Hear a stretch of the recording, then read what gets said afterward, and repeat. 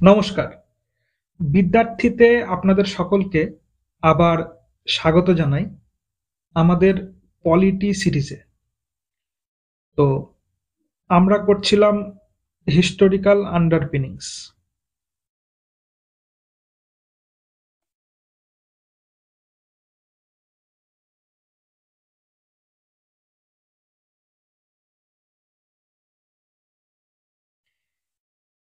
আমরা প্রথম দিনের ক্লাসে ইউপিএসসি সিভিল সার্ভিস এক্সামিনেশনের সিলেবাসটাকে একটু ভালোভাবে ডিসকাস করেছিলাম।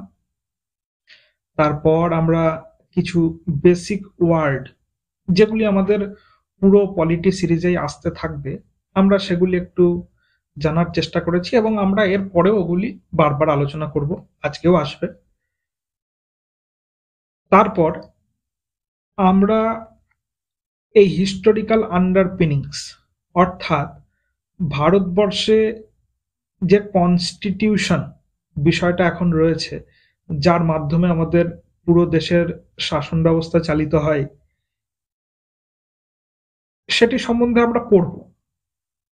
এবার এই কনস্টিটিউশনটা আসলো কিভাবে, কনস্টিটিউশনের আগে কিভাবে আমাদের দেশের শাসন চলতো, কনস্টিটিউশনের মাধ্যমে আমাদের দেশের শাসন হবে, এটাই বা আমরা কিভাবে আসলাম এই বিষয়টাতে, আমরা সেগুলি সম্বন্ধে এই লেকচার সিরিজের মধ্যেই জানবো অল্প অল্প করে।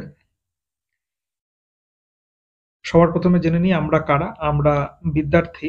আমাদের উদ্দেশ্য এডুকেশন ফর অল, সবার কাছে যেন স্বল্প মূল্যে কোয়ালিটি এডুকেশন পৌঁছে যায়, এটাই আমাদের লক্ষ্য। আপনাদের যদি আমাদের উদ্দেশ্য এবং আমাদের কন্টেন্ট ভালো লেগে থাকে, তাহলে আমাদের চ্যানেলকে সাবস্ক্রাইব করবেন, লাইক ও কমেন্টের মাধ্যমে আপনাদের প্রতিক্রিয়া জানাবেন।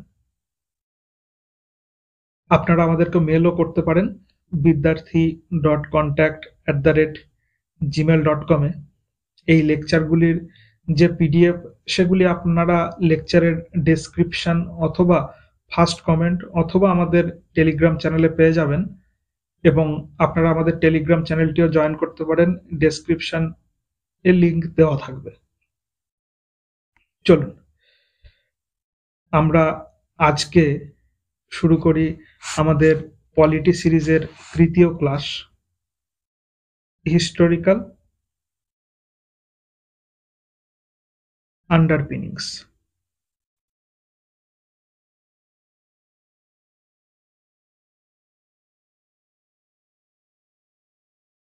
এবার আমরা এসেছিলাম ইস্ট ইন্ডিয়া কোম্পানি।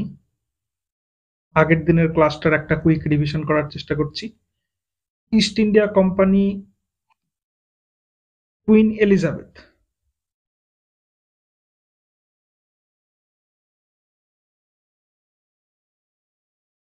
এই এলিজাবেথ বানানটা একটু আপনারা দেখে নেবেন। কুইন এলিজাবেথ এর কাছ থেকে একটা চার্টার, রয়্যাল চার্টার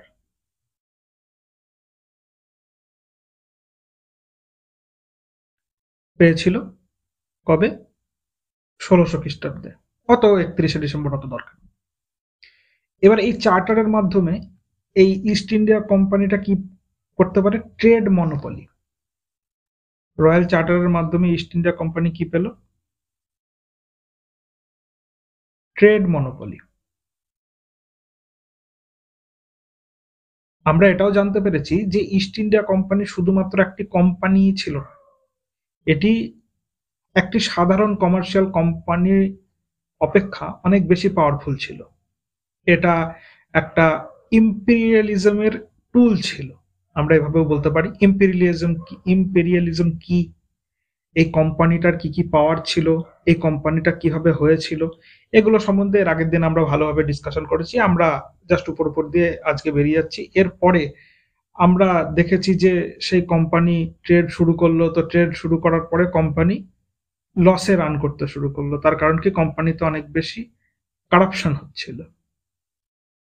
কারাপশন মানে কি? যে কোম্পানির নামে মানুষজন ট্রেড না করে পার্সোনাল ট্রেড বা প্রাইভেট ট্রেড অনেক বেশি করছিল। কোম্পানিতে যে সমস্ত মানুষজন কাজ করছিল, তারা প্রচুর পরিমাণে কারাপশনে লিপ্ত হচ্ছিল। তো কোম্পানি লসে রান করছে, এবং ইস্ট ইন্ডিয়া কোম্পানিকে ভারতবর্ষে পাঠানো হয়েছিল ট্রেড করে, তারা রেভিনিউ কালেকশন করে ব্রিটিশ পার্লামেন্টকে দেবে, এবং ব্রিটিশ পার্লামেন্ট সেই রেভিনিউ এর মাধ্যমে কমন পাবলিকের জন্য খরচ করবে। কিন্তু কোম্পানি এসে ভারতবর্ষে, কোম্পানির লোকজন নিজের মতো প্রাইভেট ট্রেড করে, কোম্পানিতে যেসব লোকজন কাজ করছে তারা ফুলে ফেঁপে উঠছে, তাদের কাছে প্রচুর সম্পত্তি চলে আসছে, কিন্তু কোম্পানি নিজে লসে রান করছে। এবং কোম্পানি শেষে ব্রিটিশ গভর্নমেন্টের কাছে গিয়ে কিছু লোন চাই। তো সেই লোন চাওয়ার সময় ব্রিটিশ গভর্নমেন্ট বলে যে ঠিক আছে, এইবার কোম্পানির যে সমস্ত অ্যাফেয়ার্স অর্থাৎ কাজকর্ম, কোম্পানি অ্যাফেয়ার্স এর উপর ব্রিটিশ গভর্নমেন্ট এবার নজরদারি শুরু করলো, বা কন্ট্রোল করা শুরু করলো। তো সেই জন্য বেশ কিছু অ্যাক্ট পরপর আসবে, আমরা সেই অ্যাক্টগুলো সম্বন্ধে পড়ব। প্রথমে হলো রেগুলেটিং অ্যাক্ট,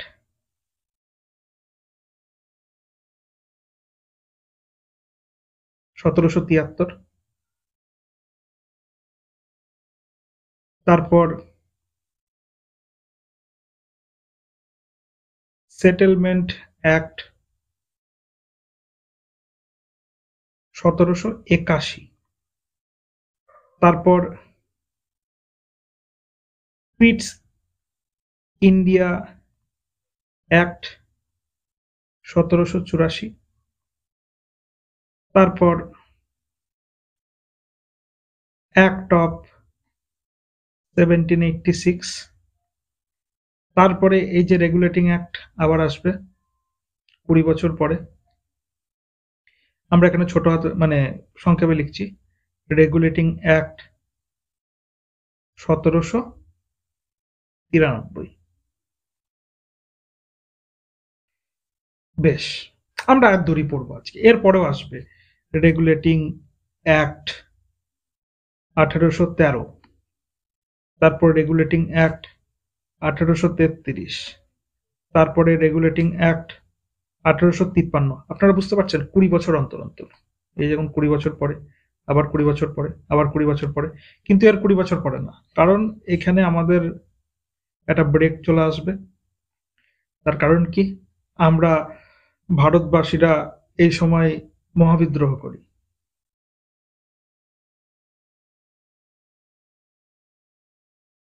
আচ্ছা, ইংলিশে সিপয় মিউটিনি। এটা কবে হয়? 1857 সালে। তো এই জন্য এখানে গভর্নমেন্ট অফ ইন্ডিয়া অ্যাক্ট 1858 আসে। কিভাবে আমরা পড়বো, এবং আমরা হিস্ট্রিতে আবার পড়বো, অসুবিধা নেই। তারপর ইন্ডিয়ান কাউন্সিল অ্যাক্ট আসে, তো সেগুলোতে এখন যাচ্ছি না, আবার অ্যাক্সেপ্ট পরে হবে। প্রথমে আমরা আজকে এবং কালকে 2 দিন মিলে এত দূর পৌঁছবো, আমাদের সেটাই আশা আছে। আজকে আমরা চেষ্টা করব এত দূর অব্দি পৌঁছানোর, বা এত দূর অব্দি পৌঁছানোর। তো দেখা যাক। তো প্রথমে regulating act 1773।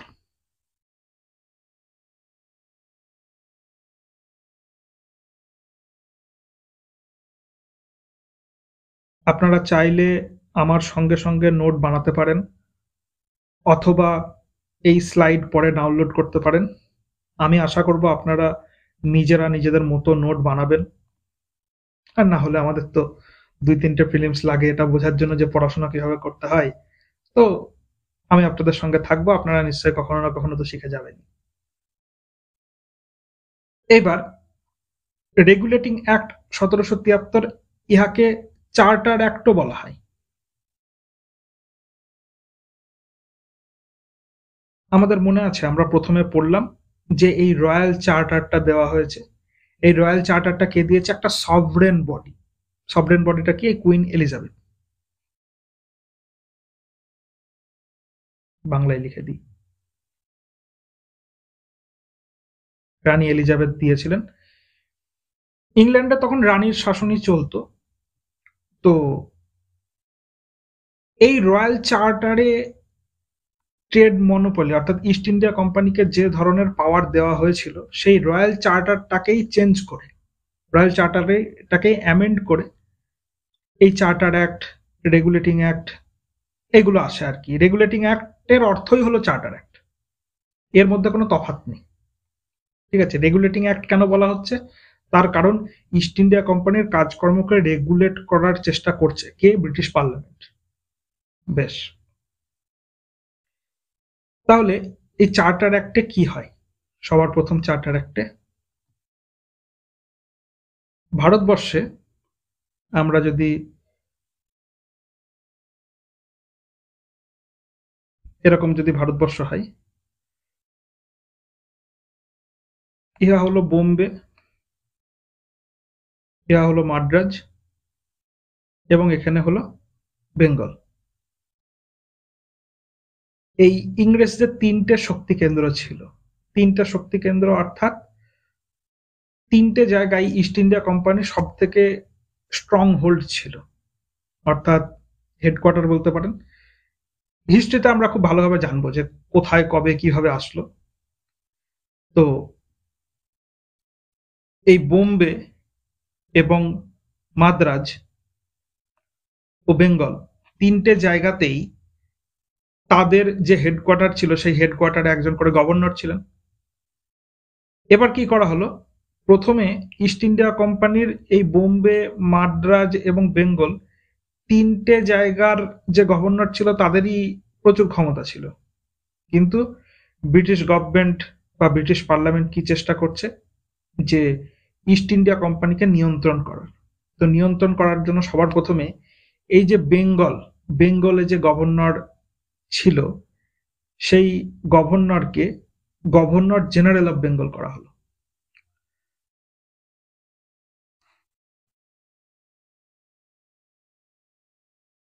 Governor of Bengal কে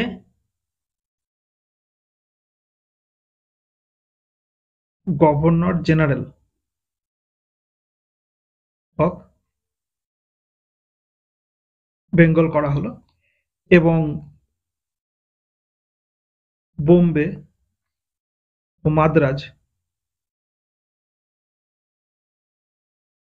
এই দুই জায়গার গভর্নরকে গভর্নর জেনারেল অফ বেঙ্গলের সাবঅর্ডিনেট করে দেওয়া হলো। একটা কথা আসতে পারে সাবঅর্ডিনেট, একটা কথা আসতে পারে অক্সিলারি।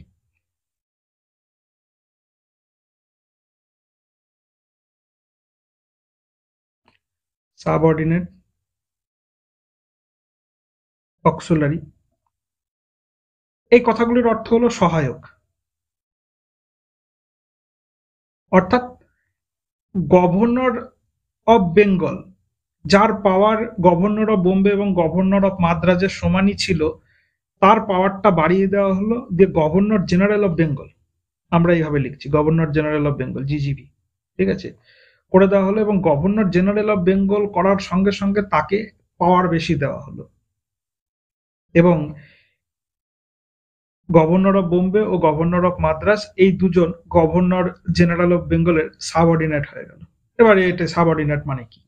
মানে মোট কথা হলো গভর্নর জেনারেল অফ বেঙ্গলকে বেশি পাওয়ারফুল করে দেওয়া হলো। এখন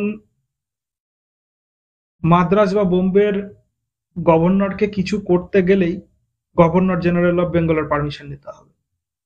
আগে তারা নিজের মতো ডিসিশন নিতে পারত যে অমুক জায়গায় আমরা যুদ্ধ করব, মারাঠাদের সঙ্গে আমরা যুদ্ধ করব, মারাঠাদের সঙ্গে আমরা সন্ধি করব, মাইসোরের সঙ্গে যুদ্ধ করব, সন্ধি করব, এই ধরনের ডিসিশনগুলো তার আশেপাশে যে হেডকোয়ার্টার ছিল অর্থাৎ ইস্ট ইন্ডিয়া কোম্পানির যে প্রেসিডেন্সি ছিল বা যে হেডকোয়ার্টার ছিল যাই বলবেন, সে নিজে সভরেন ডিসিশন নিতে পারত। এবার সভরেন মানেটা বোঝা যাচ্ছে যে যে নিজের থেকে ডিসিশন নিতে পারে। India is a sovereign country, মানে ইন্ডিয়া নিজের ডিসিশন নিজে নিতে পারে। তেমনি এই বোম্বে, মাদ্রাজ, বেঙ্গল তিনটেই সভরেন বডি ছিল, কিন্তু এখন বেঙ্গলকে সভরেন বডি করে দেওয়া হলো এবং বেঙ্গলকে ক্ষমতা বেশি দিয়ে দেওয়া হলো। বোম্বে ও মাদ্রাজ বেঙ্গলের সাবঅর্ডিনেট হয়ে গেল। আমরা বুঝতে পারলাম প্রথম বিষয়টা কি। এবার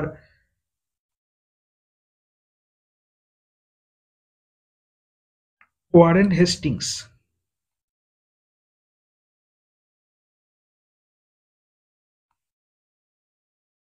প্রথম গভর্নর জেনারেল অফ বেঙ্গল অথবা লাস্ট গভর্নর অফ বেঙ্গল। আর বেঙ্গলের প্রথম গভর্নর কে ছিল? Robert Clive.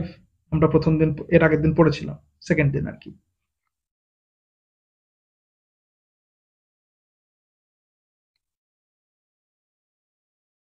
ওয়ারেন হেস্টিংস কে ছিল? First governor general of Bengal, last governor of Bengal. Before Bengal, হ্যাঁ, বোম্বে ভাববেন না। বেশ, এর সঙ্গে সঙ্গে এই ওয়ারেন হেস্টিংসকে কাজ করার জন্য একটা 4 মেম্বার এক্সিকিউটিভ কাউন্সিল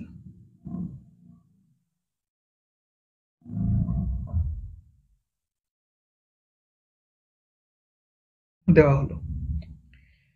এবার এই জিনিসটা কি দেখুন, এক্সিকিউটিভ কাউন্সিল বিষয়টা প্রথম দিনই আমি আপনাকে কিছু একটা বলে দিলাম আর আপনি পুরো জেনে গেলেন, এটা কিন্তু হবে। আস্তে আস্তে বুঝবেন যে এক্সিকিউটিভ কাউন্সিল মানে এই ওয়ারেন হেস্টিংস এর পরে যা যা ডিসিশন নেবে সেই ডিসিশনটা এই এক্সিকিউটিভ কাউন্সিল তাকে হেল্প করবে।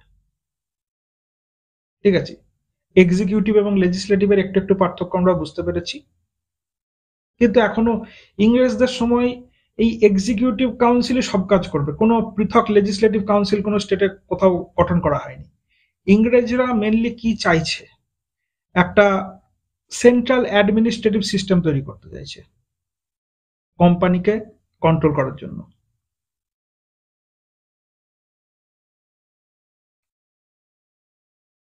সেন্ট্রাল অ্যাডমিনিস্ট্রেটিভ সিস্টেম,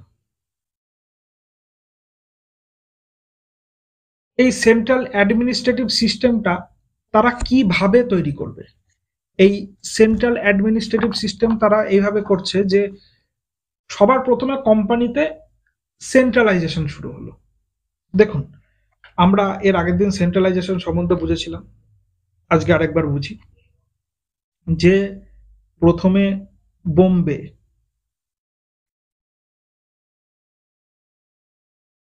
মাদ্রাজ আর বেঙ্গল, এই বানানগুলো আপনারা একটু টেক্সট বইতে দেখবেন, আমার ভুল হতে পারে, ক্ষমা প্রার্থী আমি তার জন্য আগের থেকে। মেনলি আমরা কনসেপ্টটা বুঝি যে কি হয়েছিল। এই বোম্বে, মাদ্রাজ এবং বেঙ্গল তিনটেতেই আগে একজন করে গভর্নর ছিল, এবং বর্তমানে এই গভর্নরটাকে কি করে দেওয়া হয়েছে? Governor general. আগে এই তিনজনেরই সেম এবং সভরেন পাওয়ার ছিল, মানে তারা নিজের থেকে ডিসিশন নিতে পারত। এখন যেই গভর্নর জেনারেল করে দেওয়া হলো কাকে? ওয়ারেন হেস্টিংস সবার প্রথম। তখনই এই দুজনের পাওয়ার এখানে চলে গেল, অর্থাৎ এরা দুজন ইহার সাবঅর্ডিনেট হয়ে গেল। তাহলে দেখুন, শক্তির তিনটে কেন্দ্র ছিল, এখন শক্তির একটা কেন্দ্র হয়ে গেল, তিনটে জায়গা থেকে শক্তিকে এক জায়গায় নিয়ে আসা হলো। তাহলে এটা কি হলো? সেন্ট্রালাইজেশন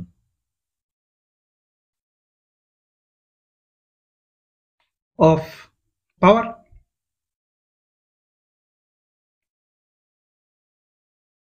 আশা করি আমরা বুঝতে পারছি যে সেন্ট্রালাইজেশন বিষয়টা কি। ইহার সঙ্গে সঙ্গে সুপ্রিম কোর্ট এস্টাবলিশ করা হলো।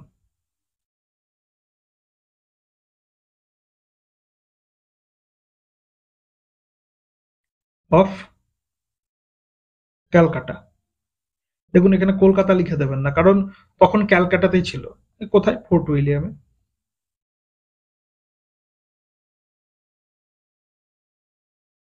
এবার একটা সুপ্রিম কোর্ট স্থাপন করা হলো ক্যালকাটাতে, কত সালে?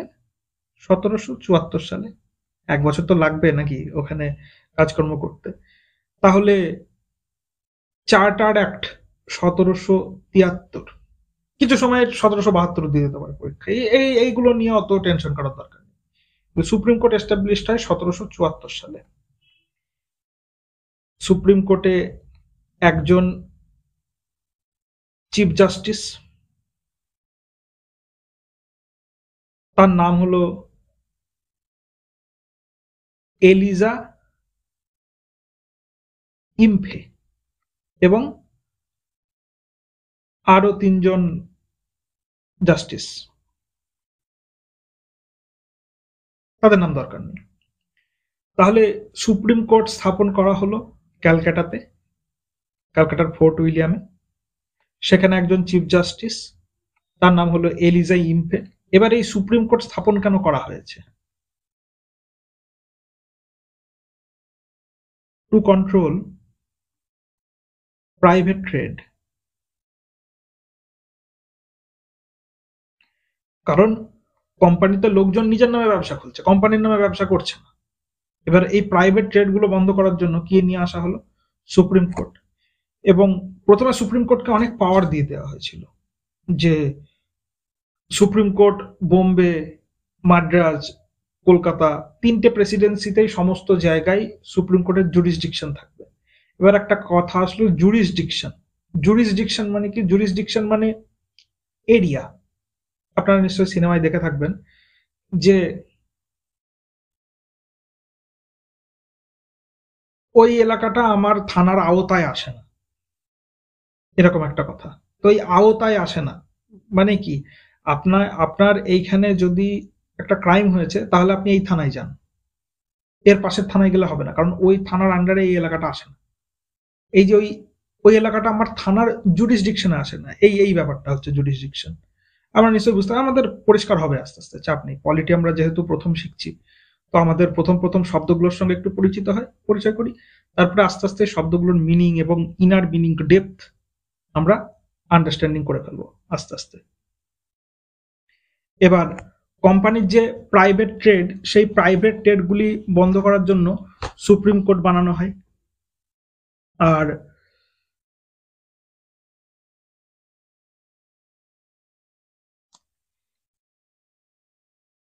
কোম্পানিতে যে কোর্ট অফ ডাইরেক্টর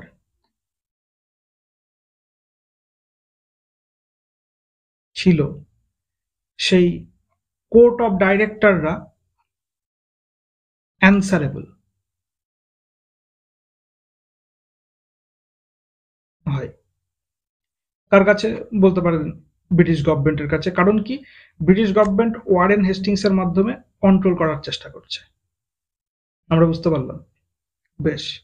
এইবার কোম্পানি প্রথমে একদম মনোপলি নিয়ে, একদম নিজের অফিসিয়াল নিয়ে একদম রেলাই চলছিল, যে কোনো জন যে কোনো রকম ট্রেড করছিল।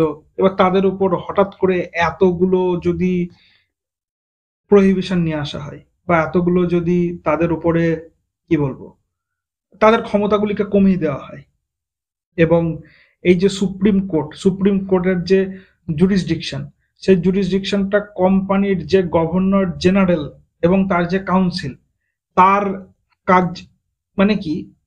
Governor general plus council. কতজনের কাউন্সিল? 4 জনের কাউন্সিল। আমাদের কিন্তু মনে রাখতে হবে, গভর্নর জেনারেল এবং 4 জনের কাউন্সিল, তাদের যে জুরিসডিকশন, এরকমই হবে বানানটা, আপনারা দেখবেন একটু। আর সুপ্রিম কোর্টের যে জুরিসডিকশন, সেটা ওভারল্যাপ করে। আমরা বুঝতে পারছি যে সুপ্রিম কোর্টেরও একটা জায়গায় পাওয়ার রয়েছে, এই ব্যক্তিদেরও একটা জায়গায় পাওয়ার রয়েছে। আর এই যে সুপ্রিম কোর্ট, ইহা ব্রিটিশ গভর্নমেন্টের, ব্রিটিশ গভর্নমেন্ট বলতে কি আমরা বলতে পারি ব্রিটিশ পার্লামেন্টের অনেক বেশি লয়াল। এবং গভর্নর জেনারেল এবং কাউন্সিলের যে সমস্ত লোকজন, তারা কোম্পানির লয়াল। কারণ কোম্পানির যে সমস্ত কর্মচারী, তাদেরকে এখানে নিযুক্ত করা হয়েছে। ওয়ারেন হেস্টিংস নিজেও কোম্পানিরই লোক ছিল। আমরা বুঝতে পারছি। এই জন্য কোম্পানির মধ্যে একটা পাওয়ার স্ট্রাগল তৈরি হয়। পাওয়ার স্ট্রাগল বলতে এ বলে আমার কথাটা ঠিক হবে, এ বলে আমার কথাটা ঠিক হবে, দিয়ে সুপ্রিম কোর্ট আর গভর্নর জেনারেল এদের মধ্যে একেবারে বিস্তর ঝামেলা শুরু হয়ে যায়। তো কোম্পানির পাওয়ার এত বেশি ছিল যে ব্রিটিশ গভর্নমেন্টকে নিয়ে আসতে হয় অ্যামেন্ডিং অ্যাক্ট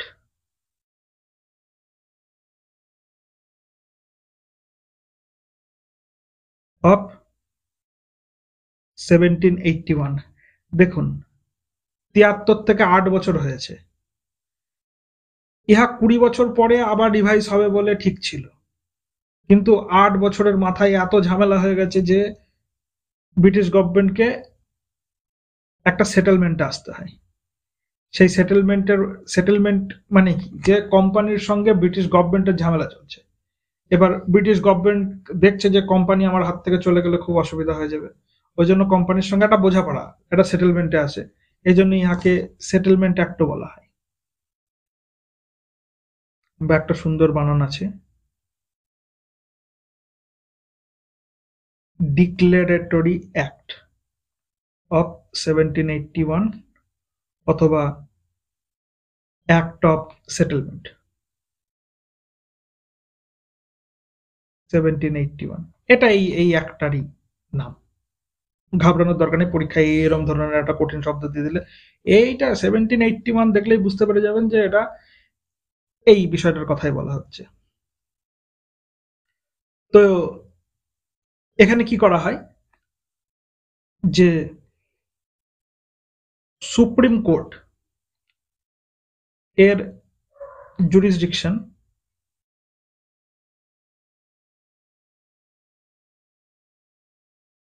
অনলি ক্যালকাটা অবধি সীমিত করে দেওয়া হয়, যে সুপ্রিম কোর্ট শুধু ক্যালকাটার ভেতরের বিষয়পত্রই দেখতে পারবে। লিমিটেড টু ক্যালকাটা বলতে পারেন, লিমিটেড করে দেওয়া হয়, সুপ্রিম কোর্টের ক্ষমতা কমিয়ে দেওয়া হয়। আগে সুপ্রিম কোর্টের জুরিসডিকশন সমস্ত জায়গায় চলছিল, আরো তখন ভারতে আরো মানে আদালত চলছিল, অন্যান্য দেওয়ানি বা মাল আদালত, এই সমস্ত আদালত চলছিল, সেগুলো আমরা ইতিহাসে পড়বো, ঠিক আছে। এবার এই সুপ্রিম কোর্টের জুরিসডিকশন কমিয়ে দেওয়া হয় কেন? তার কারণ সুপ্রিম কোর্টের সঙ্গে গভর্নর জেনারেলের ঝামেলা চলছিল এবং কোম্পানির সঙ্গে পাওয়ার স্ট্রাগলে ব্রিটিশ গভর্নমেন্ট একটু পিছু হাঁটতে বাধ্য হয়। তো সুপ্রিম কোর্টের ক্ষমতা শুধুমাত্র ক্যালকাটা অবধি লিমিটেড করে দেওয়া হয় এবং সুপ্রিম কোর্ট আর গভর্নর জেনারেল অফ বেঙ্গল এদের পাওয়ার বা এদের জুরিসডিকশন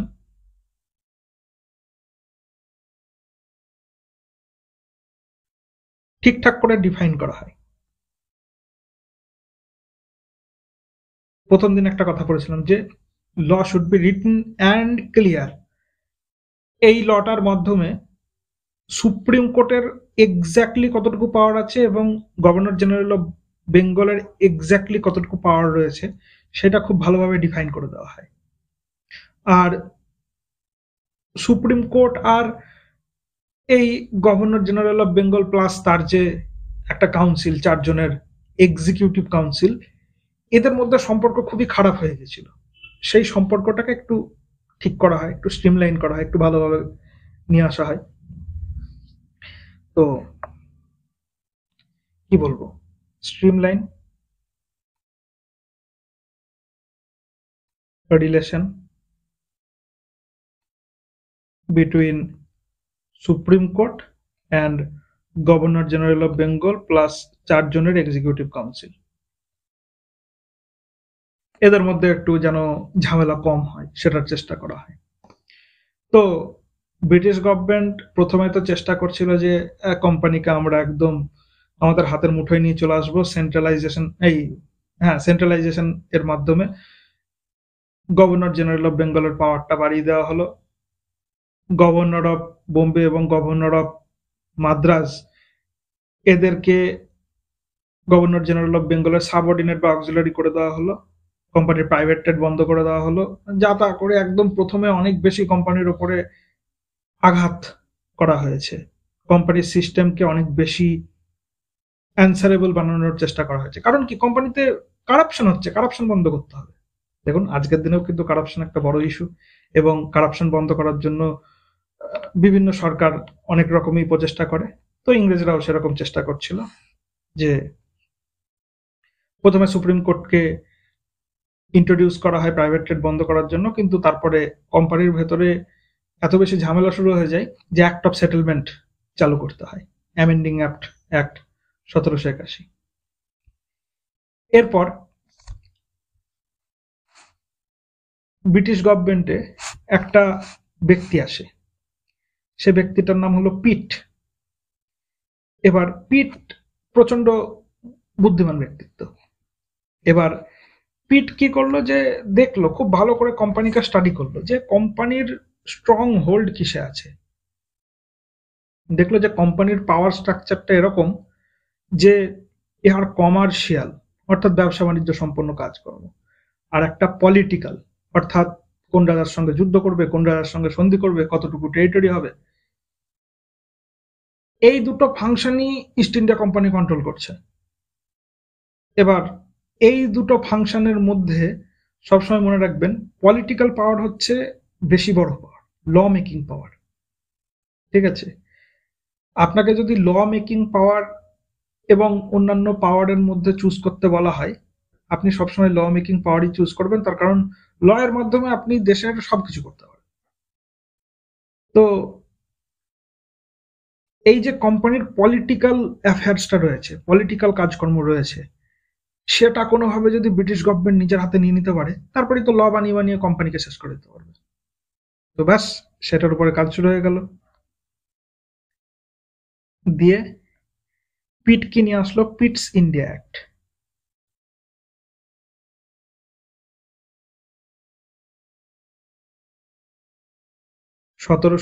সালে। এবার এই পিটস ইন্ডিয়া অ্যাক্ট, এখানে কি কি হলো? সবার প্রথমে এই যে ইন্ডিয়ান সাবকন্টিনেন্ট, উপমহাদ্বীপ, ভারতীয় উপমহাদ্বীপ এরকম বলে দিন,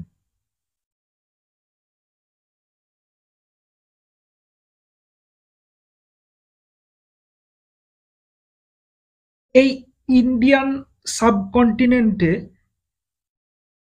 ইস্ট ইন্ডিয়া কোম্পানির যে সমস্ত টেরিটরি অর্থাৎ জায়গা, তাদের অধীনে যে জায়গাটা ছিল, এটাকে ব্রিটিশ পজেশন,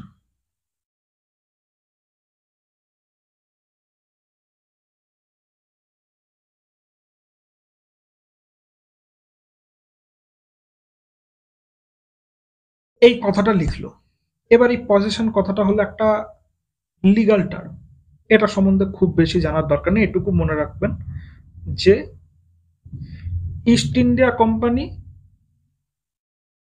ব্রিটিশ গভর্নমেন্টের হয়ে ওই জায়গাগুলো কি বলবো নিজের অধীনে রেখেছে। মানে প্রথমে ইস্ট ইন্ডিয়া কোম্পানি গিয়ে, আমরা ইতিহাসে পড়বো এই জিনিসগুলো, ইস্ট ইন্ডিয়া কোম্পানি গিয়ে মানে ডিভাইড অ্যান্ড রুল, আরো বিভিন্ন রকম ট্যাকটিস, তারপরে তাদের মডার্ন ওয়েপনারি, এই সমস্ত জিনিসপত্র ব্যবহার করে ভারতের বিভিন্ন জায়গা দখল করলো, কোম্পানি দখল করলো, এবং কোম্পানি নিজের মতো সেখানে রেভিনিউ সিস্টেম নিয়ে আসছিল, কোম্পানি নিজের মতো করে সেখানে শাসন করছিল। আমরা দেখলাম 1765 খ্রিস্টাব্দে ট্রিটি অফ এলাহাবাদে দেওয়ানি রাইটস পেয়ে গেল কোম্পানি, এবং কোম্পানি বাংলা, বিহার এবং উড়িষ্যা এই জায়গাগুলিকে কাইন্ড অফ শাসন করছিল। এবার পিটস কি করলো, সবার আগে বললো যে এদের এই এই ক্ষমতাটা এদের আগে নিতে হবে, যে east India company actually British গভর্নমেন্টের হয়ে ওই টেরিটরি গুলো ওন করছে, এরকম একটা ব্যাপার, মানে British possession. The company's territory within the Indian subcontinent referred as British position for the first time. এটা পজিশন ঠিক না, এটা পজেশন, এরকম একটা ব্যাপার কোম্পানির অধীনে। এটা হলো। তারপর কোম্পানির কমার্শিয়াল এবং পলিটিক্যাল, এই দুটো অ্যাফেয়ার্সের জন্য, কমার্শিয়ালের জন্য কোর্ট অফ ডাইরেক্টর,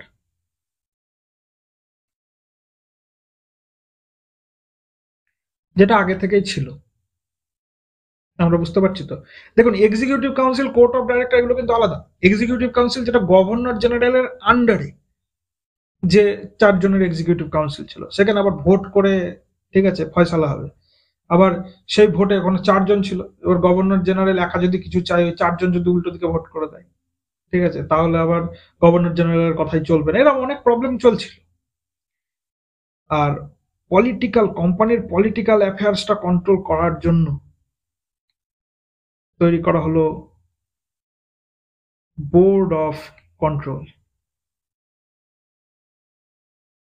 দেখুন, এই বোর্ড অফ কন্ট্রোলে যে সমস্ত মেম্বাররা থাকবে, তার মধ্যে একজন হেড থাকবে। এই বোর্ড অফ কন্ট্রোলে কে থাকবে? একজন হেড থাকবে। হেডকে বলবো চ্যান্সেলর।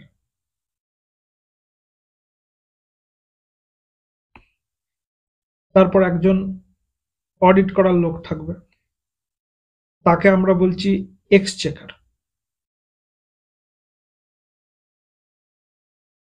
এটা মানে অডিটর, এভাবে ধরেন। একটা সেক্রেটারি অফ স্টেট থাকবে। আবার কিছু মেম্বার থাকবে ফ্রম প্রিভি কাউন্সিল। এই সব ব্যাপারগুলো কি, ভয় পাওয়ার দরকার নেই। একজন চ্যান্সেলর থাকবে, ইউনিভার্সিটিতে থাকে ভাইস চ্যান্সেলর, সেরকম চ্যান্সেলর মানে হেড, এরকম এটা ধরেন। আর এই চ্যান্সেলর কে নিযুক্ত করবে? অবশ্যই ব্রিটিশ গভর্নমেন্ট। পিট নিজের লোক পাঠিয়েছে। পিট হচ্ছে একটা ব্যক্তিত্ব যে সব নিজের লোক পাঠাচ্ছে, এবার বুঝতে পারবেন ভালোভাবে। তারপরে কিছুদিন পরে ওয়ারেন হেস্টিংসকেও চেঞ্জ করে দেয়, এদিকে এসো, দিয়ে কর্নওয়ালিসকে পাঠাবে। আমরা দেখবো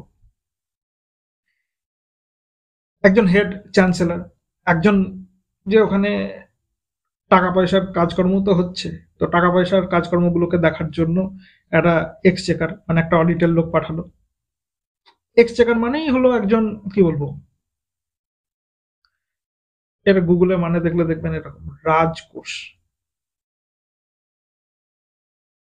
তার মানে রাজকোষ দেখে যে সমস্ত লোকজন, সেরকম লোকের মধ্যে একটা মানে অডিটার। অডিটার মানে কি? অডিট করা। কত টাকা খরচ হয়েছে, এত টাকা খরচ হয়েছে, কোথায় খরচ হয়েছে, হিসাব দেখাও, হিসাব করি আমি। বুঝতে পারলাম, এই জিনিসটা করা হচ্ছে অডিট। ভারতবর্ষে চার্টার্ড অ্যাকাউন্টরা বড় বড় অডিটার হন, তাছাড়াও অডিটার হন। একজন সেক্রেটারি অফ স্টেট, এটা একটা পজিশন। আর একটা মেম্বার্স ফ্রম প্রিভি কাউন্সিল। এই প্রিভি কাউন্সিল বিষয়টা কি? দেখুন, ব্রিটিশ গভর্নমেন্টের কিছু পাওয়ারফুল পলিটিশিয়ান এবং কিছু বিজনেসম্যান, তারা মিলে একটা গ্রুপ বানিয়েছিল। সেই গ্রুপটার নাম হলো প্রিভি কাউন্সিল। আপনি এটা মনে করেন দেশের মধ্যে সব থেকে পাওয়ারফুল একটা গ্রুপ বলতে পারেন, ঠিক আছে, যে মানে ব্রিটিশ গভর্নমেন্টের, কি বলবো, যে সুপ্রিম কোর্ট আছে, অবশ্যই ব্রিটেনের সুপ্রিম কোর্ট ছিল, তো সেই সুপ্রিম কোর্টেও যদি কোনো একজনকে কিছু সাজা দিয়ে দেওয়া হয়, সেই প্রিভি কাউন্সিল সেই সাজাকে চেঞ্জ করতে পারে। এরকম একটা বডি প্রিভি কাউন্সিল, খুব পাওয়ারফুল একটা বডি। তো সেখানে অবশ্যই পিট সেটার একজন মেম্বারও ছিল। আর পিট কি করলো, যে নিজের লোকজন, ওই প্রিভি কাউন্সিল থেকে কিছু লোকজন ভারতে পাঠিয়ে দিল। কেন? কারণ কোম্পানিকে কন্ট্রোল করতে হবে। কোম্পানির, প্রথমে তো কোম্পানির ওপরে একটা ল চাপিয়ে দিয়ে, ডাইরেক্ট শুধু ল চাপিয়ে দিলে হবে না। কোম্পানির একটা সেন্ট্রাল অ্যাডমিনিস্ট্রেটিভ সিস্টেম তো 1773-এ বানানোর চেষ্টা করা হয়েছে, কিন্তু কোম্পানিকে কন্ট্রোল করা তো সহজ না। সেই জন্য কোম্পানিকে একটা একটা ফুল বডি পাঠানো হলো, যে বোর্ড অফ কন্ট্রোল, যে কোম্পানির পুরো পলিটিক্যাল অ্যাফেয়ার্সকে কন্ট্রোল করবে। আমরা বুঝতে পারলাম কোম্পানির ওপর অনেক বেশি কন্ট্রোল করার চেষ্টা হচ্ছে। আরেকটা, যে গভর্নর জেনারেল অফ বেঙ্গল ছিল, সে তো ঠিক থাকলো, তার যে 4 জনের এক্সিকিউটিভ কাউন্সিল ছিল সেখানে একজন মেম্বার কমিয়ে দেওয়া হলো এবং 3 জনের এক্সিকিউটিভ কাউন্সিল গঠন করা হলো। 4 জন থেকে কমিয়ে 3 জন করে দেওয়া হলো। এবং এবার যদি এরকম হয়ে যায় যে গভর্নর জেনারেল একটা ভোট দিল এবং এক্সিকিউটিভ কাউন্সিলের লোক একজন গভর্নর জেনারেলের পক্ষে ভোট দিল, আর এক্সিকিউটিভ কাউন্সিল থেকে 2 জন গভর্নর জেনারেলের বিপক্ষে ভোট দিল, তাহলে 2-2 সমান হয়ে যাচ্ছে। তো এবার গভর্নর জেনারেল বসে আছে যে আমি দুটো ভোট, আমি আমার ভোট এবং আমার একজনের ভোট, দুটো ভোট পেয়েছে আর দুটো ভোট আমার এগেস্টে পড়েছে। এবার কোন রকম ফয়সালা তো নেওয়া যাচ্ছে না, কোন রকম ডিসিশন মেকিং তো হচ্ছে না। সেই জন্য এইরকম সিচুয়েশনে গভর্নর জেনারেলকে একটা বিষয় দেওয়া হয়, সেটাকে বলা হয় কাস্টিং ভোট বা ভেটো। এই একটা শব্দ আসলে ভেটো পাওয়ার। তাহলে governor general of Bengal was given a veto power. এই ভেটো পাওয়ার কথাটার অর্থ কি? দেখুন, যদি 40 জন মেম্বার রয়েছে, সামনে 40 জনের মধ্যে 20 জন পক্ষে এবং 20 জন বিপক্ষে ভোট দিয়েছে, এরকম একটা সিচুয়েশন চলে আসে, তখন এদের যে হেড থাকে সে অলরেডি হয়তো এই 20 জনের ভেতরে পক্ষে ভোট দিয়েছে বা 20 জনের বিপক্ষে সে ভোট দিয়েছে, কিন্তু তার সত্ত্বেও যদি 20-20 এরকম সিচুয়েশন চলে আসে, তখন এই হেড তার একটি ভোট এক্সট্রা দিতে পারবে, হয় পক্ষে নয় বিপক্ষে। মানে গভর্নর জেনারেল অফ বেঙ্গলের সামনে যদি এরকম সিচুয়েশন হয় যে পক্ষে এবং বিপক্ষে দুটোই সমান সংখ্যক মানুষজন রয়েছেন, তখন গভর্নর জেনারেল অফ বেঙ্গল নিজের একটা ভোট প্রয়োগ করে পক্ষে অথবা বিপক্ষে ডিসিশন নিতে পারে। মানে এই হেডের একটা ভোট তখন কাউন্ট হবে, সেই ভোটটাকে বলা হয় ভেটো পাওয়ার বা কাস্টিং ভোট। আমাদের আসবে, আমরা যখন পার্লামেন্ট পড়বে ভেটো পাওয়ার, কাস্টিং ভোট এর সম্বন্ধে আমাদের গভীর ডিসকাশন হবে। আমরা ভেটো পাওয়ার নিশ্চয়ই বুঝতে পারলাম, ঠিক আছে। ইভেন আমরা ইন্টারন্যাশনাল রিলেশন পড়ার সময়ও কাস্টিং ভোট বা ভেটো পাওয়ার কতটা পাওয়ারফুল হতে পারে, ঠিক আছে, সেটা সম্বন্ধে আমরা একটু ডিসকাশন করব। এখন এটুকুই থাক। তো 4 জন থেকে 3 জন করে দেওয়া হয়েছে এক্সিকিউটিভ কাউন্সিলের মেম্বার, এবং গভর্নর জেনারেল অফ বেঙ্গলকে ভেটো পাওয়ার দিয়ে দেওয়া হয়েছে। খুব ভালো কথা। এরপর একটা অ্যাক্ট আসে।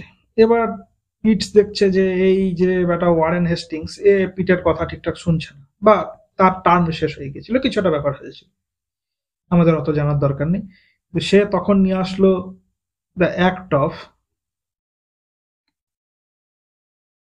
1786।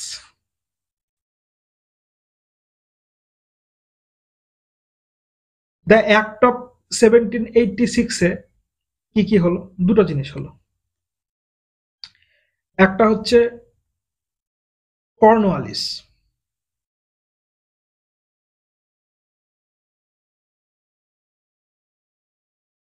এরকম বাংলায়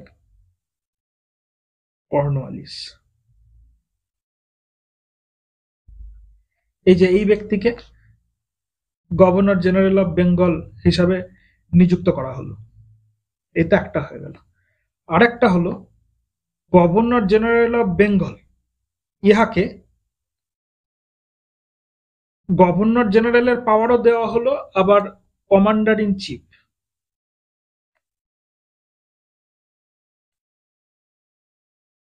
এই পাওয়ারটাও দেওয়া হলো। ইহার মানে আপনারা এরকম ভাবে ধরে নিন সেনা প্রধান। এবার ভারতবর্ষে ব্রিটিশরা তো তাদের সেনার দৌলতেই ছিল, ওই জন্যই তো শেষে সেনার ভেতরে বিরোধ করে আমাদের নেতাজি ব্রিটিশদেরকে তাড়িয়ে দিয়েছিলেন, ঠিক আছে। তো প্রথমে যখন ব্রিটিশ যে আর্মি ছিল, সেই আর্মির যে চিফ এবং গভর্নর জেনারেলের যে পাওয়ার, দেখুন তার মানে সেন্ট্রালাইজেশনের চূড়ান্ত পর্যায়ে চলে যাচ্ছে, মানে একটা ব্যক্তির হাতেই সব পাওয়ার। আমরা বুঝতে পারছি। এবং এই কর্নওয়ালিসকে অবশ্যই পিটের ব্যক্তি, পিট পাঠাচ্ছে কর্নওয়ালিসকে যে যাও ওখানে গিয়ে গভর্নর জেনারেলের পাওয়ার তুমি সামলাও, এবং তোমাকে গভর্নর জেনারেলের সঙ্গে সঙ্গে মিলিটারির যে হেড কমান্ডার ইন চিফ সেটার পাওয়ারও তোমাকে দিয়ে দিলাম। ইভেন ভেটো পাওয়ার যেটা ছিল ভেটো পাওয়ারও প্লাস করে দিল। মানে এটার অর্থ হলো ভোটিং আর একটা দেয়নি, এটার অর্থ হলো যদি স্পেশাল সিচুয়েশন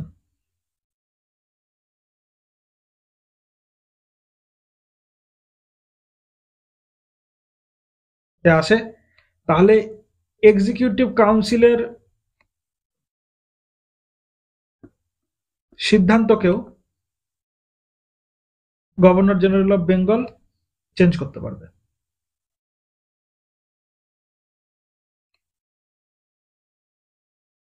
তাহলে বোঝা গেল তো। এবার গভর্নর জেনারেল অফ বেঙ্গলের আন্ডারে যে তিনজনের এক্সিকিউটিভ কাউন্সিল বর্তমানে, সেই তিনজনের এক্সিকিউটিভ কাউন্সিলের পাওয়ারটাকেও অনেকটা কমে গেল। যে এরকম হলো যে গভর্নর জেনারেল অফ বেঙ্গলের মধ্যে গভর্নর জেনারেল অফ বেঙ্গল এখন গেছে এবং এক্সিকিউটিভ কাউন্সিলে তিনজন রয়েছে।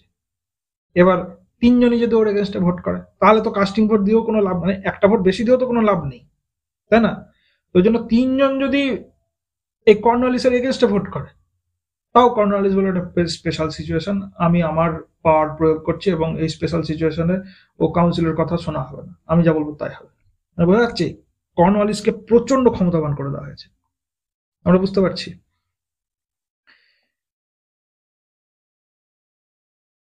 বেশ, এরপরে আস্তে আস্তে চলে আসে দ্য চার্টার অ্যাক্ট অফ 1793। এই চার্টার অ্যাক্ট 1793 এটা খুব সিগনিফিকেন্ট, তার কারণ ইস্ট ইন্ডিয়া কোম্পানির যে ট্রেড মনোপলি ছিল সেই ট্রেড মনোপলিটা 20 ইয়ার্সের জন্য এক্সটেনশন দেওয়া হয়।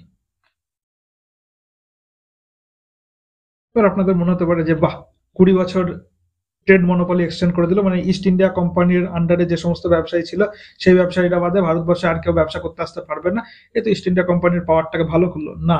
অ্যাকচুয়ালি ইস্ট ইন্ডিয়া কোম্পানির আনলিমিটেড ট্রেড মনোপলি ছিল, মানে আনলিমিটেড টাইম, যতদিন খুশি ওরা ট্রেড মনোপলি রাখতে পারে। সেইটাকে এবার 20 বছর করে দেওয়া হলো। এরপর 1813 যে আসবে ট্রেড মনোপলি নিয়ে নেওয়া হবে। ঠিক আছে, একটা হচ্ছে ট্রেড উইথ চায়না আর টি ট্রেড ছাড়া বাকি ট্রেড মনোপলি শেষ করে দেওয়া হবে।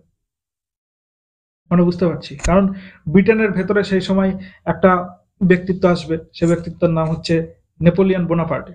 এবার নেপোলিয়ন বোনাপার্টে এসে ইউকের ব্যবসায়ীদের ওপরে, ঠিক আছে, তার রাজত্বে ইউকের ব্যবসায়ীরা অনেক বেশি ক্ষতিগ্রস্ত হবে। এবার ইউকের ব্যবসায়ীরা বলবে ইন্ডিয়ার সঙ্গে ট্রেড আমরা করতে হবে, ইস্ট ইন্ডিয়া কোম্পানির মনোপলি শেষ করো।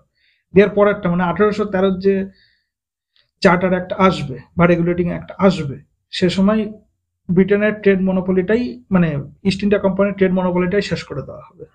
তো তার আগে এখানে মানে আমার মনে হয় তারা আইডিয়া করতে পারছিল যে ট্রেড মনোপলিতে এবার একটু হাত দিতে হবে, কারণ ইস্ট ইন্ডিয়া কোম্পানিকে এরা আস্তে আস্তে শেষ করছে। আপনারা বুঝতে পারছেন তো? বেশ, তারপর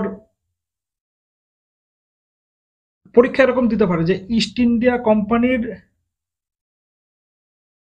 আনলিমিটেড টাইম থেকে লিমিটেড টাইম করে দেওয়া হলো ট্রেড মনোপলিটা, এরকম ধরনের কোশ্চেন কিন্তু আসতে পারে। আরেকটা হলো গভর্নর জেনারেল বা অন্য গভর্নর অথবা commander in chief,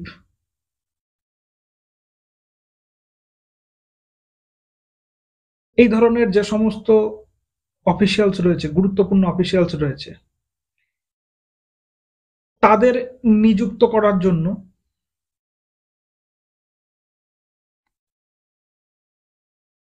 royal approval লাগবে।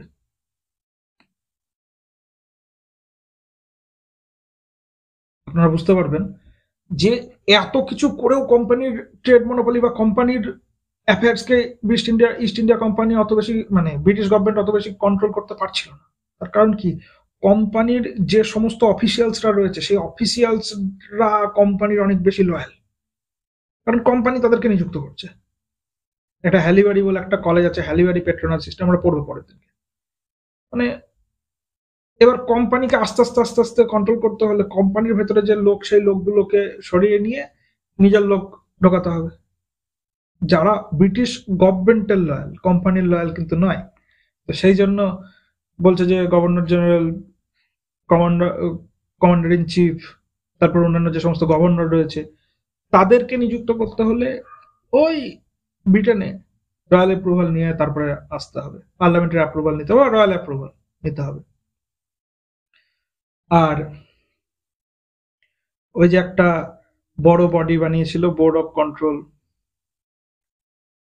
এর যে মেম্বার তাদের স্যালারি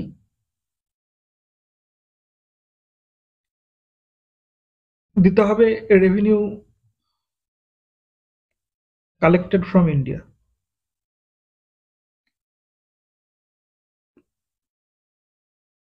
অর্থাৎ আগে কি হচ্ছিল যে ব্রিটিশ পার্লামেন্ট ওই বোর্ড অফ কন্ট্রোলের যে সমস্ত মেম্বাররা তাদের স্যালারি পে করছিল। এবার বললো না, ওই তোমরা ভারতে রয়েছে, ভারত থেকে যে সমস্ত টাকা পয়সা তোমরা রেভিনিউ হিসাবে কালেক্ট করছো সেইখান থেকে এই বোর্ড অফ কন্ট্রোলের লোকজনের স্যালারি দাও, আমরা দেবো। আমরা বুঝতে পারছি, তার মানে কোম্পানির কমার্শিয়াল রেভিনিউ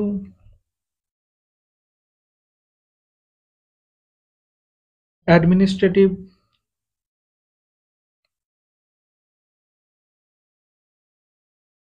তারপরে জুডিশিয়াল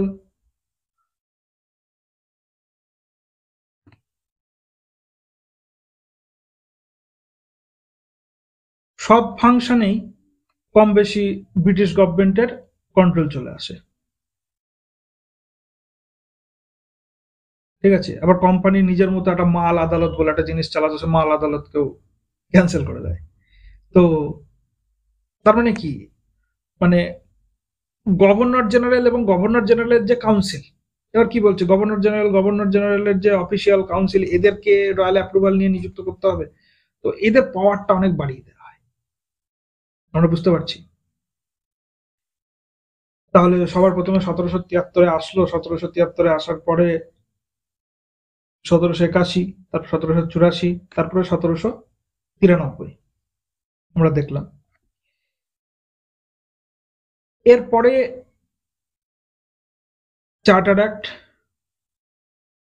চার্টার বা রেগুলেটিং,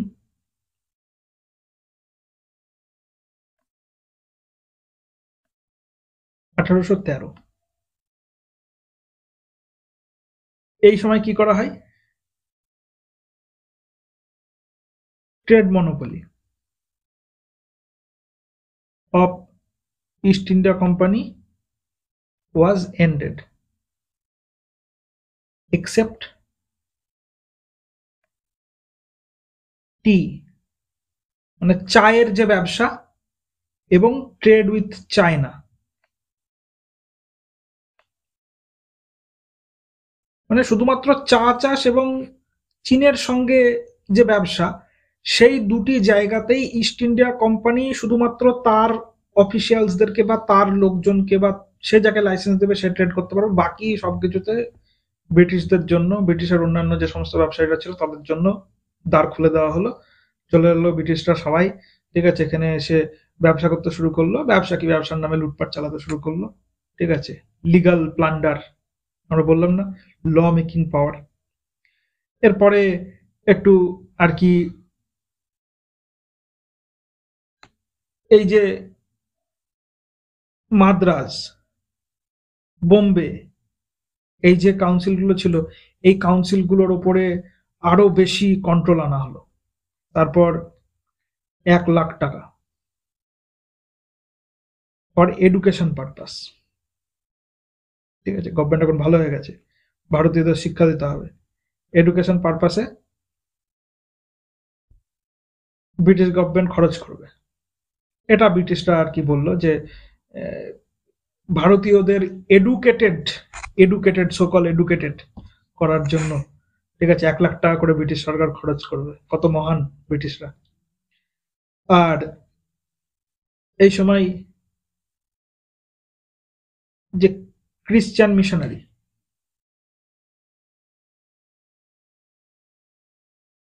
যারা ভারতবর্ষে কি জন্য এসেছিল? ভারতবাসীদের খ্রিস্টান ধর্ম প্রবর্তনের জন্য, ভারতবাসীদের খ্রিস্টান বানাতে হবে এই জন্য। তো খ্রিস্টান মিশনারিদের আসার পথ সুগম করে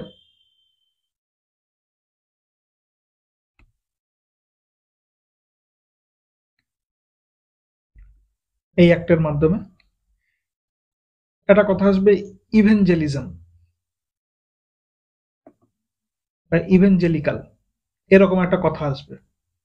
আমরা পরের দিন আবার এখান থেকেই শুরু করব। তো এই বিষয়টা এখানে আসে, মানে এই রেগুলেটিং অ্যাক্ট অফ 1813 আসে। সবচেয়ে ইম্পর্টেন্ট হচ্ছে রেগুলেটিং অ্যাক্ট 1813 যে ইস্ট ইন্ডিয়া কোম্পানির ট্রেড মনোপলি শেষ করে। আপনাকে পরীক্ষা এই ধরনের কোশ্চেনই দিয়ে দেবে যে বলো কোন অ্যাক্টের মাধ্যমে ইস্ট ইন্ডিয়া কোম্পানির ট্রেড মনোপলি শেষ হয়। Regulating act 1813, regulating act 1833, regulating act 1793, regulating act 1853। এবার আপনি যদি ভালোভাবে পরপর পরপর ক্রোনোলজি ওয়াইজ না মনে রাখতে পারেন, তাহলে কিন্তু পরীক্ষার সময় কষ্ট আছে। আজকে আমরা এখানেই ছাড়ি, কারণ এর পরের দিনকে আবার, কারণ একদিনে অনেকটা করলে প্রায় 1 ঘন্টার কাছাকাছি ক্লাস হয়েছে আমি দেখতে পাচ্ছি। তো এর পরের দিনকে এর পর থেকে আমরা শুরু করব। তো আমরা আবার একবার যা যা করেছিলাম সেগুলি ছোট্ট করে রিভাইজ করি। যে প্রথমে ইস্ট ইন্ডিয়া কোম্পানি কুইন এলিজাবেথের কাছ থেকে রয়্যাল চার্টার পায়, সেখানে east India company trade monopoly হয়, কিন্তু শেষ অব্দি ইস্ট ইন্ডিয়া কোম্পানিতে কারাপশন বৃদ্ধি পায়। কারাপশন কিসের, মানে কারাপশনটার ফর্মটা কি ছিল? প্রাইভেট ট্রেড, ইহা বৃদ্ধি পায়। ইহাকে কন্ট্রোল করার জন্য বিভিন্ন রকম অ্যাক্ট আসে, তার মধ্যে regulating act 1773, settlement act 1781, act of 1786 এবং রেগুলেটিং অ্যাক্ট 1913, 1793 এবং রেগুলেটিং অ্যাক্ট 1813। এগুলো আমরা খানিকটা করলাম। আমরা পরের দিন আবার রেগুলেটিং অ্যাক্ট 1813 থেকেই শুরু করব এবং আমরা গভর্নমেন্ট অফ ইন্ডিয়া অ্যাক্ট 1858 অব্দি পৌঁছবো এবং তারপরে রেসপন্সিবল গভর্নমেন্ট এই ধরনের একটা কথাতে আসবো। তো সবার প্রথমে গভর্নর জেনারেল অফ বেঙ্গলকে পাওয়ার বাড়িয়ে দেওয়া হয়, সেন্ট্রালাইজেশন হচ্ছে। গভর্নর অফ বেঙ্গল থেকে গভর্নর জেনারেল অফ বেঙ্গল কে হয় প্রথম ওয়ারেন হেস্টিংস, এবং বোম্বে এবং মাদ্রাজকে ইহার সাবঅর্ডিনেট করে দেওয়া হয়। তারপর 1774 খ্রিস্টাব্দে সুপ্রিম কোর্ট আসে। সুপ্রিম কোর্ট কিসের জন্য আসে? যে যে সমস্ত প্রাইভেট ট্রেড চলছিল সেগুলিকে বন্ধ করার জন্য। এরপর সেটেলমেন্ট অ্যাক্ট আসে 1781 খ্রিস্টাব্দে, কিসের জন্য? যে সুপ্রিম কোর্টের যে ওভার রাইডিং জুডিসডিকশন ছিল। আচ্ছা, গভর্নর জেনারেলের 1773 সালে আর একটা জিনিস হয়, সেটা হলো গভর্নর জেনারেল অফ বেঙ্গলের আন্ডারে একটা 4 জনের এক্সিকিউটিভ কাউন্সিল দেওয়া হয়, যারা কোম্পানির সমস্ত ফাংশন দেখবে। কোনো লেজিসলেটিভ কাউন্সিল হয়নি, স্টেটেরও লেজিসলেটিভ কাউন্সিল হয়নি, কোথাও কিছু হয়। তারপর অ্যাক্ট অফ সেটেলমেন্টে কি হয়, যে এই স্ট্রিমলাইন রিলেশনটা সুপ্রিম কোর্ট এবং কোম্পানির গভর্নর জেনারেল ও তার কাউন্সিলের সঙ্গে যে ঝামেলাটা বেঁধে গেছিল, সেই ঝামেলাটা কমানোর চেষ্টা হয়। এরপর পিটস ইন্ডিয়া অ্যাক্ট চালু হয়। পিটস ইন্ডিয়া অ্যাক্টে কোর্ট অফ ডাইরেক্টর এবং বোর্ড অফ কন্ট্রোলে একজন হেড, চ্যান্সেলর, একজন এক্সচেকার, অডিট আর সেক্রেটারি অফ স্টেট নিযুক্ত করা, এবং কিছু মেম্বার পাঠানো হয় প্রিভি কাউন্সিল থেকে। সম্ভবত 4 জন মেম্বার পাঠানো হয়, আপনারা একবার দেখবেন বলতে। আর গভর্নর জেনারেলের যে এক্সিকিউটিভ কাউন্সিল ছিল, সেখানে 4 জন থেকে 3 জন মেম্বার করে দেওয়া হয়, আর গভর্নর জেনারেল অফ বেঙ্গলকে ভেটো পাওয়ার দেওয়া হয়। বেশ। তারপরে অ্যাক্ট অফ 1786 কর্নওয়ালিসকে পাঠানো হয়, আর কর্নওয়ালিসকে ভেটো পাওয়ারের সঙ্গে সঙ্গে আরো একটু বেশি পাওয়ার দেওয়া হয়, যে সে 3 জনের এক্সিকিউটিভ কাউন্সিল যেটা রয়েছে, তার যে কোনো ডিসিশনকেও স্পেশাল সিচুয়েশন বলে ওভাররাইড করে দিতে পারে। মানে 3 জন একটা বিষয়ে ভোট দিয়েছে, ও সেটাকে নাকচ করে দেবে। এরপর গভর্নর জেনারেল অফ বেঙ্গলকে গভর্নর জেনারেল এবং কমান্ডার ইন চিফ দুটোই বানিয়ে দেওয়া হয় কর্নওয়ালিসকে। কর্নওয়ালিস অনেক বেশি সেন্ট্রালাইজড পাওয়ার পায়। তারপর 1793 খ্রিস্টাব্দে ইস্ট ইন্ডিয়া কোম্পানির ট্রেড মনোপলি 20 বছরের জন্য এক্সটেন্ড করা হয়। আনলিমিটেড ট্রেড এক্সটেনশন ছিল, সেখান থেকে লিমিটেড হয়। বোর্ড অফ কন্ট্রোলের যে সব মেম্বার, তাদের স্যালারি ইন্ডিয়া থেকে যে সমস্ত রেভিনিউ কালেকশন হবে সেখান থেকে দেওয়া হবে। Governor general, commander in chief, এই সমস্ত অফিসিয়ালদেরকে নিযুক্ত করার জন্য রয়্যাল অ্যাপ্রুভাল অর্থাৎ ব্রিটিশ পার্লামেন্টের অ্যাপ্রুভাল লাগবে। তো কোম্পানির কমার্শিয়াল, রেভিনিউ, অ্যাডমিনিস্ট্রেটিভ, জুডিশিয়াল সব রকম ফাংশনেই ব্রিটিশ গভর্নমেন্ট নাকালাতে শুরু করে দেয়।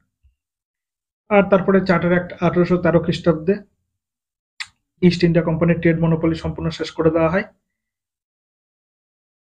টি, চা এবং ট্রেড উইথ চায়না, চীনের সঙ্গে ব্যবসায়ী দুটি বাদে ইস্ট ইন্ডিয়া কোম্পানির ট্রেড মনোপলি শেষ হয়। 1 লাখ টাকা প্রত্যেক বছর ব্রিটিশ গভর্নমেন্ট খরচা করবে ভারতীয়দের এডুকেটেড করার জন্য, আর খ্রিস্টান মিশনারিদের এরপরে আসার পথ সুগম করে দেয়। তারা এসে ভারতবর্ষে আর কি ব্রিটিশরাও করেছিল জোর করে ধর্ম পরিবর্তন করা, ভারতীয়দেরকে খ্রিস্টান ধর্মে কি বলবো কনভার্ট করার জন্য যে সমস্ত খ্রিস্টান মিশনারিদের পাঠানো হয় তার কি ইভেঞ্জেলিক্যালসও বলা হয়। আমরা পরের দিন এখান থেকেই আবার শুরু করব। তো আমরা আজকে পড়ছিলাম হিস্টোরিক্যাল আন্ডারপ্লিনিংস। আমরা কারা? আমরা বিদ্যার্থী। আমাদের উদ্দেশ্য এডুকেশন ফর অল, সবার কাছে যেন স্বল্প মূল্যে কোয়ালিটি এডুকেশন পৌঁছে যায়, এটাই আমাদের লক্ষ্য। যদি আপনাদের আমাদের এই লক্ষ্য ভালো লেগে থাকে তাহলে আমাদের চ্যানেলকে সাবস্ক্রাইব করবেন, লাইক এবং কমেন্টের মাধ্যমে আপনাদের প্রতিক্রিয়া জানাবেন।